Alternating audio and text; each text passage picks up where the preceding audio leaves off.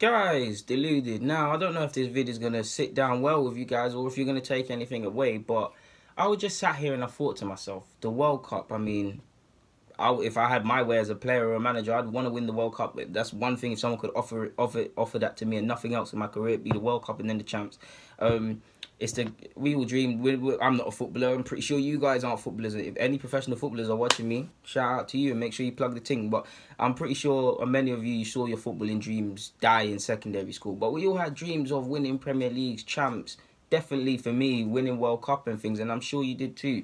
And with the World Cup coming in a couple of weeks, I have to hail up a couple of players that have responded for different levels, but have responded through adversity and come back. And the fact that they're playing at a World Cup is amazing. So let's start with Rodrigo. I'm reaching a bit. Rodrigo, we remember when he was on loan at Fulham. I believe he's played for Valencia and Benfica and them things there. He's in the Spain squad now, and he's been in there for a while. Well, he's been called up for a couple of times. This ain't no feel-good story, but I felt to come from being on loan at Bolton to being there, you deserve it. And if Marcos Alonso got called up, he could have possibly been in this as well. I'd say Matthew Ryan, the Brighton and Australian keeper. Why I say him is because he had once had a trial at Tottenham Hotspur and was told he's too small for it to be a keeper. There's nothing wrong with that, but to now I don't know, but I'm going to assume he's his country's number one keeper going into the biggest footballing competition of the planet. He must have proved someone wrong in that aspect. So he could have given up on his footballing career in Europe and these things there if Spurs didn't take him. I'm not getting at Spurs, I'm just simply saying. So now to be going to the World Cup off the back of a decent year where your team stayed in the league, so good season for you. Obviously, yeah, he stopped off at Valencia and Brugge, and both of them clubs had mixed successes, but he's got there now. And I'm also going to say Tom Rodic. I hope I've said his name correctly. And hold on for me, guys, just to make sure I know what I'm talking about, because I'm so sure it's him. I'm going to quickly type his name into Google. I'm so sure. One sec, guys. Yeah. Show me the wiki. So it's the right person. Yes. This is the right person. Yeah, I knew it was the right person. Yeah, people, like I was saying, Tom Rogic. I hope I've said his name correctly. He's of Serbian descent, and he plays for Australia. He's doing his thing. He plays for Celtic, and he does his thing for Celtic. But he was once of the Nike Academy. Now, for those of you who don't know, the Nike Academy is for players that have lost their way, players that have been released, and all of these things. I don't know if it still goes on now, but they played against other academies like Arsenal and stuff. They trained at Loughborough University, and they were somewhat very much getting people back into professional football. And they've seen, I believe his name's David Akam. He's having a good career now, and now you see him. Tom Rogic. I hope I've said his name correctly. Forgive me if I haven't. He's come a long way from what I've said, near enough not having a career in football to playing for Celtic in the Champions League, winning Scottish titles, and now going to a World Cup. You have to hail man up for that. I'm gonna say Gab Jesus as well, because another one I'm gonna have to Google. But I'm so sure he had a professional club 4 years ago. Let me check.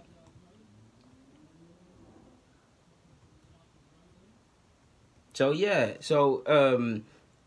he had obviously played for a couple grassroots clubs, but it took until 2013. 2013 is when he first signed for Palmeiras, and got his first taste of professional football. 2014, you've seen the pictures in his homeland. He's there painting pictures, whatever he's painting for the World Cup that's coming. Either way, it's a far cry from what he is right now, which is arguably going into this competition. He's captaining today. He's going to be captaining, at least if I hope this video comes out in time, he's going to be captaining Brazil against Croatia. That's a come up from painting streets and stuff like that to now captaining your country as the number 9 going into the biggest competition where you're starred by the likes of Neymar, etc. You have to hail him up for that. So Gab Jesus, you got to be there. Varela, a completely different story as well. It's not a feel good story, but he was kind of wasting away at Madrid and didn't really get anywhere under Luis Van Gaal at United. But now he's gone away and he's come back and he's now going to the World Cup with his country, Uruguay, I believe. And you could say the same for Cortez, formerly of Liverpool. You've got to hail up. You got to hail up a couple English players here. First, you got to hail up Nick Pope. Nick Pope was there trying to find jobs as a milkman. I'm so sure he was a milkman. Now he's going. He might not even play a minute in the World Cup, but he deserves it after a fantastic competition domestically in the Premier League. And it's such a come up, man. It shows you to never give up. But obviously, if you're going to say Nick Pope, you've got to say Jamie Vardy. Jamie Vardy's story is well documented now. He's gone from working in the factory to winning the Premier League to starring to playing at the Euros to now going to the World Cup. It's a feel good story. Everybody's seen Vardy's one. And a random one that people are forgetting, Harry Kane. Where was he last World Cup 4 years ago? He didn't, that very year, World Cup year 2014, that very same April, he made his first start for Spurs. Even if you look at the 2010 strikers that went to that World Cup, you see Lambert, Rooney, Sturridge and Wells. Only Wells is still there.